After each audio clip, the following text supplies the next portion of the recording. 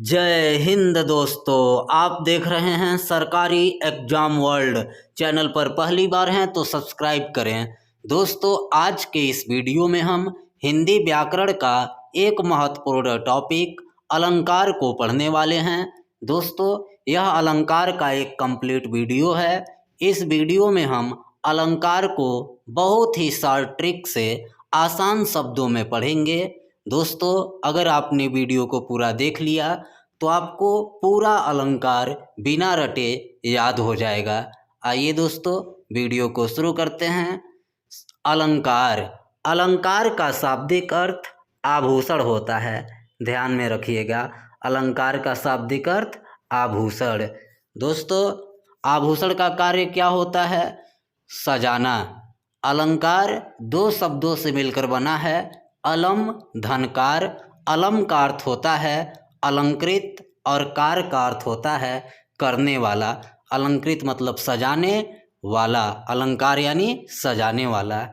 काव्य की शोभा बढ़ाने वाले साधनों या तत्वों को अलंकार कहते हैं, यानी ऐसे तत्व, ऐसे साधन जिसके द्वारा काव्य की शोभा बढ़ाया जाता है उसे अलंकार कहते हैं। अब दोस्तों, हम जानेंगे अलंकार के भेद।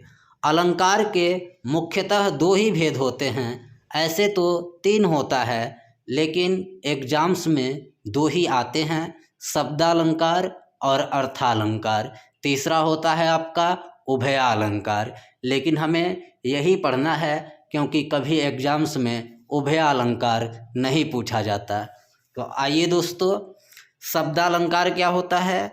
जब शब्दों में अलंकार होता है तो उसे शब्दालंकार कहते हैं, और जब अर्थों में अलंकार होता है तो उसे अर्थालंकार कहते हैं। सिंपल सी बात। दोस्तों, अलंकार के भेद।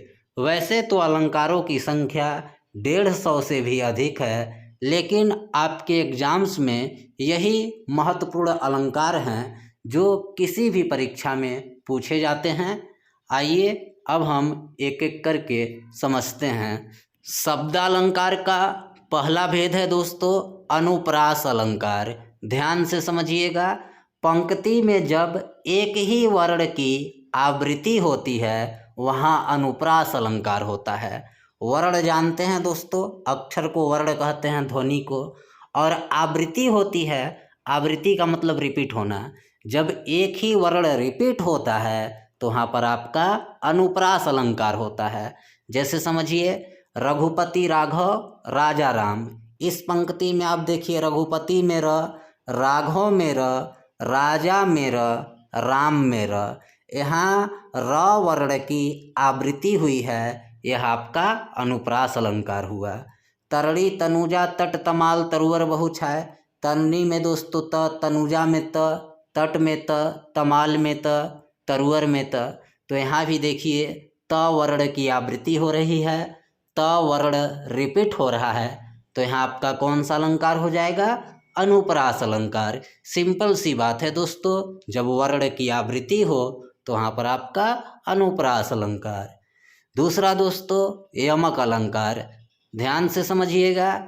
पंक्ति में जब एक ही शब्द की आवृत्ति होती है, अभी हमने वर्ण पढ़ा था, वर्ण से मिलकर शब्द बनते हैं, अक्षर से मिलकर शब्द बनते हैं। तो जब पंक्ति में एक ही शब्द की आवृत्ति होती है, यानी एक ही शब्द रिपीट होता है किंतु अर्थ अलग अलग होते हैं, वहाँ यमक अलंकार होता है। कैसे दोस्तों? समझिए। काली घटा का घमंड घटा। यहाँ घटा, यहाँ घटा। पंक्ति में एक ही शब्द की आवृत्ति हुई, घटा शब्द रिपीट हुआ, लेकिन इसका अर्थ अलग अलग है।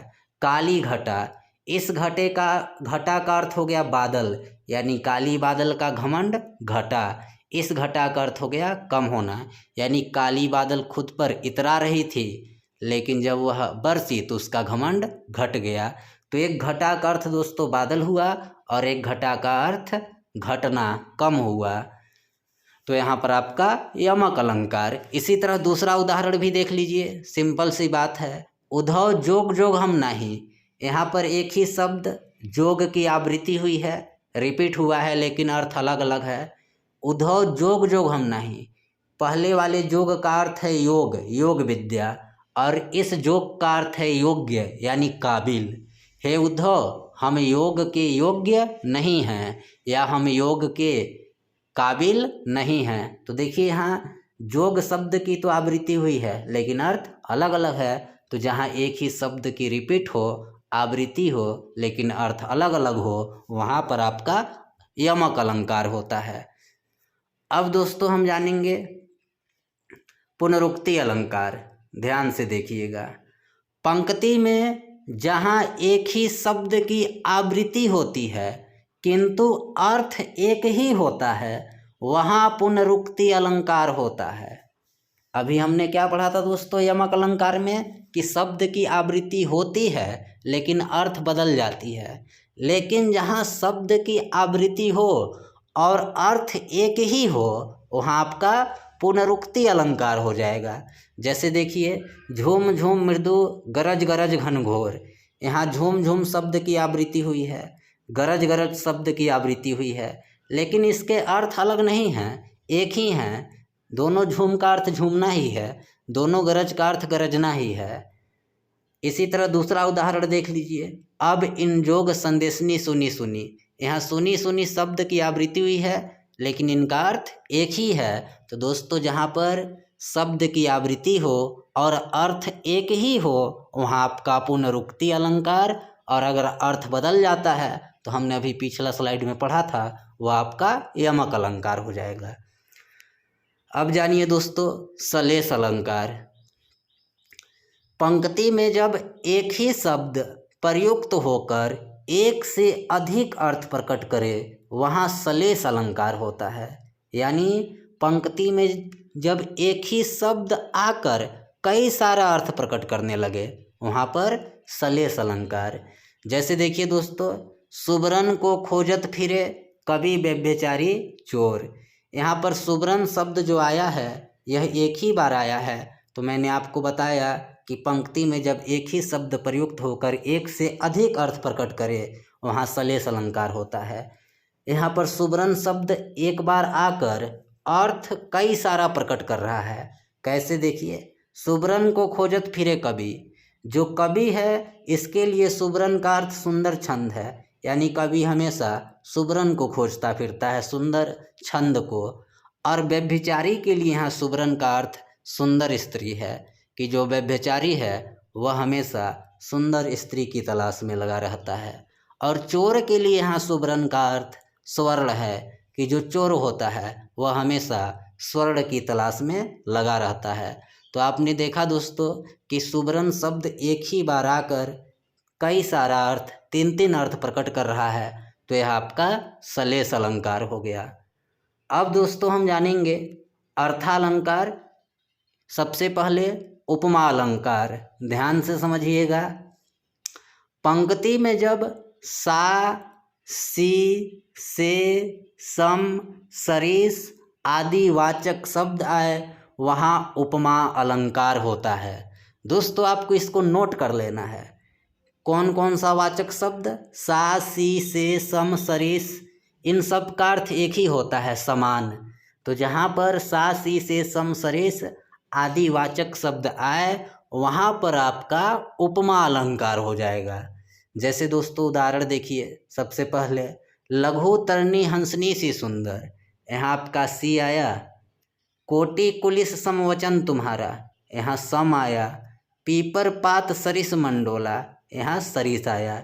तो बस आपको इतना ध्यान रखना है कि पंक्ति में आपको जहाँ भी सा, सी, से, सम, सरिस आदि वाचक शब्द दिख जाए, वहाँ पर आप आंख बंद करके उपमा अलंकार टिक कीजिएगा।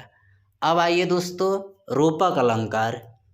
ध्यान से समझिएगा, पंक्ति में जब योजक चिन्ह के साथ, योजक चिन्ह यहाँ देख लीजिए बीच में ऐसे है डैश, पंक्ति में जब योजक चिन्ह के साथ सा, से, सम, सरिस आदि वाचक शब्द न आए, वहाँ रूपक अलंकार होता है।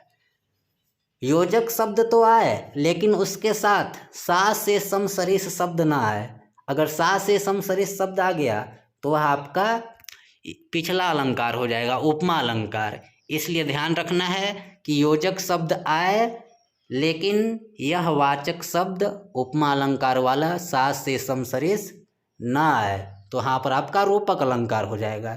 जैसे देखिए, चरण कमल बीच में योजक चिन्ह आया है, राम कृपा भव निशा सिरानी बीच में योजक चिन्ह आया है, माया में तो चंद्र खिलौने ले हों योजक चिन्ह आया है, लेकिन इसके साथ कहीं भी सा से सम सरिस वाचक शब्द नहीं है। तो दोस्तों यह आपका रूपक अलंकार हो गया। बस इतनी सी बात आपको ध्यान रखना है।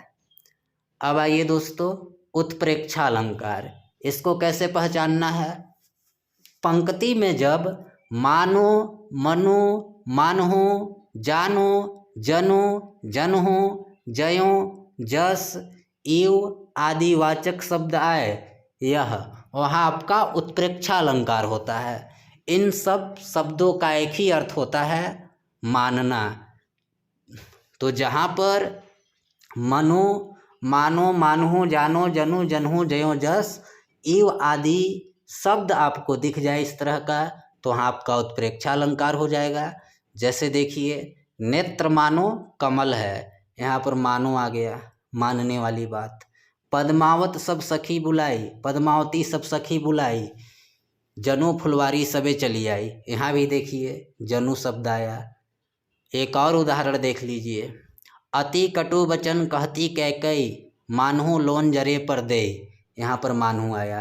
तो जहाँ भी यह शब्द आपको दिख जाएं, मानो, मनु, मानहु, जानो, जनु, जनहु, जयो, जस आदि, वहाँ पर आपका उत्प्रेक्षा अलंकार होता है।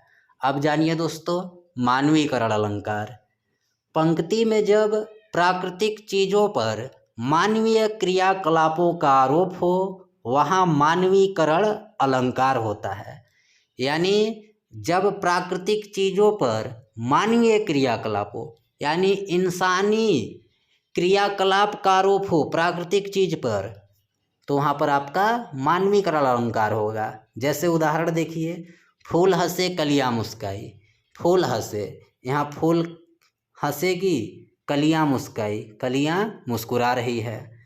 तो हंसना और मुस्कुराना मानवीय क्रियाकलाप है, लेकिन इनका आरोप प्राकृतिक चीज फूल और कलियों पर लग रहा है कि फूल हंस रही हैं और कलियाँ मुस्कुरा रही हैं। तो यहाँ आपका कौन सा अलंकार हो गया, मानवीकरण अलंकार। इसी तरह दूसरा उदाहरण देख लीजिए, मेघ आए बड़े बन ठन के सवर के, कि बादल बड़े बन ठन और सवर के आए हैं। तो यहाँ दोस्तों बनना, ठनना और सजना संवरना यह मानवीय क्रियाकलाप है, लेकिन इसका आरोप मेघ पर हो रहा है, बादल पर। तो मैंने आपको बताया कि जब प्राकृतिक चीज़ों पर इस तरह की मानवीय क्रियाकलापों का आरोप लगे तो हाँ मानवीकरण अलंकार होता है। अब दोस्तों जानिए अतिशयोक्ति अलंकार, ध्यान से समझिएगा। पंक्ति में जब किसी चीज का बहुत बढ़ा चढ़ाकर वर्णन किया जाता है तो वहाँ अतिशयोक्ति अलंकार होता है। यानी पंक्ति में जब किसी चीज का बहुत बढ़ा चढ़ाकर, खूब ज़्यादा बढ़ा चढ़ाकर वर्णन किया जाए तो वहाँ कौन सा अलंकार होगा, अतिशयोक्ति अलंकार। जैसे देखिए, हनुमान जी की पूंछ में लग न पाई आग, लंका से गिरी जल गई, गए निशाचर भाग, कि हनुमान जी की पूंछ में आग भी नहीं लग पाई और सारी लंका जल गई और राक्षस भी भाग गए। तो दोस्तों यह बहुत बढ़ा चढ़ाकर हनुमान जी का वर्णन किया जा रहा है, तो यहाँ पर अतिशयोक्ति अलंकार है। एक उदाहरण और देख लीजिए, भूप सहस दस एक ही बारा, लगे उठावन टरत न टारा। यहाँ सीता के स्वयंवर में शिव धनुष को भूप सहस दस एक ही बारा, 10,000 राजा एक साथ मिलकर शिव धनुष को उठाते हैं, लेकिन टरत न टारा, लेकिन थोड़ा सा भी शिव धनुष नहीं हिलता है। तो यहाँ भी शिव जी के धनुष का बहुत बढ़ा चढ़ाकर वर्णन किया जा रहा है, तो यहाँ आपका अतिशयोक्ति अलंकार हो गया। अब जानिए दोस्तों संदेह अलंकार। पंक्ति में जब दो अलग अलग चीज़ों में समानता दिखाई देने पर संदेह बना रहे, वहाँ संदेह अलंकार होता है। यानी पंक्ति में जब दो अलग अलग चीज़ों में समानता दिखाई दे और संदेह दुविधा रहे कि वह वस्तु वही है कि कोई और, तो वहाँ पर आपका संदेह अलंकार होता है। जैसे देखिए, ये है सरस ओस की बूंदे या है मंजुल मोती, कि यह सुंदर ओस की बूंदें हैं या सुंदर मोती हैं। तो यहाँ देखिए ओस की बूंद और मोती में संदेह बना हुआ है, तो यहाँ आपका संदेह अलंकार हो गया। दूसरा उदाहरण देखिए, राधा मुख आली किंधो कैंधो उग्यो मयंक, कि सखी राधा मुख, यह राधा का मुख है कि कैंधो उग्यो मयंक, या फिर कोई चंद्रमा उगा है। तो यहाँ राधा के मुख और चंद्रमा में समानता दिखाई देने पर संदेह बन गया है, तो यहाँ आपका कौन सा अलंकार हो जाएगा? संदेह अलंकार। दोस्तों समझ में आ रहा होगा तो वीडियो को जरूर सब्सक्राइब कीजिएगा, शेयर कीजिएगा। अब जानिए अर्थालंकार का विभावना अलंकार। विभावना अलंकार क्या है दोस्तों? जहाँ पर बिना कारण का कार्य होता है वहाँ विभावना अलंकार होता है। जहाँ बिना कारण का कार्य होता है वहाँ पर विभावना अलंकार होता है। जैसे देखिए, बिनु पग चले सुने बिनु काना, कि बिना पैर के चलते हैं सुने बिनु कान, और बिना कान का सुनते हैं। कर बिनु कर्म करे विधि नाना, और कर बिनु यानी हाथों के बिना अनेक प्रकार के कर्म भी करते हैं। तो दोस्तों यहाँ देखिए बिना कारण का कार्य हो रहा है, बिना पैर का चला जा रहा है, बिना कान का सुना जा रहा है, बिना हाथ का विभिन्न प्रकार का कार्य किया जा रहा है। तो यहाँ बिना कारण का कार्य हो रहा है, तो कौन सा अलंकार हो गया आपका? विभावना अलंकार। इसी तरह दूसरा उदाहरण देखिए, बिन बानी वक्ता बड़ा जोगी, कि बिना वाणी का वक्ता बड़ा जोगी होता है। तो दोस्तों बिना वाणी का वक्ता कैसे हो सकता है? तो यहाँ बिना कारण का कार्य हो रहा है कि बिना वाणी का वक्ता, तो यहाँ पर आपका विभावना अलंकार हो गया। अनयोक्ति अलंकार, इसको समझ लीजिए दोस्तों। जहाँ पर किसी उक्ति के माध्यम से कोई और बात कही जाए वहाँ अनयोक्ति अलंकार होता है। जहाँ किसी उक्ति के माध्यम से कोई और बात कही जाए वहाँ पर आपका अनयोक्ति अलंकार होता है। यानी जब कोई बात सीधे सीधे ना कहकर किसी उक्ति या कथन के माध्यम से कहा जाए वहाँ पर आपका अनयोक्ति अलंकार होता है। उदाहरण देखिए, यह उदाहरण बिहारी जी की उदाहरण है। यह उदाहरण बिहारी जी ने अपने आश्रयदाता राजा जय सिंह के लिए लिखा था। एक बार जय सिंह अपनी नवविवाहित रानी के प्रेम में इस प्रकार डूब गए थे कि सब राजकाज भूल गए थे। तो उन्हें सावधान करने के लिए बिहारी जी ने यह दोहा लिखा था कि नहीं पराग नहीं मधुर मधु, नहीं विकास यही काल, अली कली ही सो बंध्यो रहे आगे कौन हवाल। कि न तो अभी कली में पराग है, न ही मधुर मधु है, न ही कली का अभी पूर्ण रूप से विकास हुआ है। अली यानी भौरा, अगर भौरा अभी से ही कली से इस प्रकार बंधा रहेगा, लगा रहेगा, आगे कौन हवाल, तो फिर आगे क्या हाल होगा। तो यहाँ पर बिहारी जी ने भौरा यानी जय सिंह और कली यानी उनकी रानी को प्रतीक मानकर यह दोहा लिखा था। तो यहाँ सीधे सीधे बिहारी जी ने साफ साफ न कहकर अनयोक्ति के माध्यम से यह बात उन्हें समझाई थी। तो यह आपका अनयोक्ति अलंकार हो गया दोस्तों। अब जानिए विरोधाभास अलंकार। जहाँ विरोध ना होने पर भी विरोध का आभास हो वहाँ विरोधाभास अलंकार होता है। जहाँ विरोध ना होने पर भी विरोध का बस आभास हो वहाँ विरोधाभास अलंकार होता है। जैसे उदाहरण देखिए, प्रिय मौन एक संगीत भरा, प्रिय मौन एक संगीत भरा। दोस्तों संगीत होने पर तो चारों ओर ध्वनि का संचार होता है, लेकिन यहाँ कहा जा रहा है प्रिय मौन एक संगीत भरा, कि प्रिय का मौन भी संगीत से भरा हुआ है। तो यहाँ विरोध न होकर भी विरोध का आभास हो रहा है, तो यह आपका विरोधाभास अलंकार हो गया। इसी तरह पत्थर कुछ और मुलायम हो गया है। दोस्तों पत्थर तो कठोर होते हैं, लेकिन यहाँ कहा जा रहा है पत्थर कुछ और मुलायम हो गया है। तो यहाँ विरोध न होने पर भी विरोध का आभास हो रहा है, तो यह आपका विरोधाभास अलंकार हुआ। दोस्तों वीडियो अच्छा लगा होगा तो लाइक कीजिएगा, साथ ही चैनल को सब्सक्राइब कीजिएगा। आप सभी को धन्यवाद।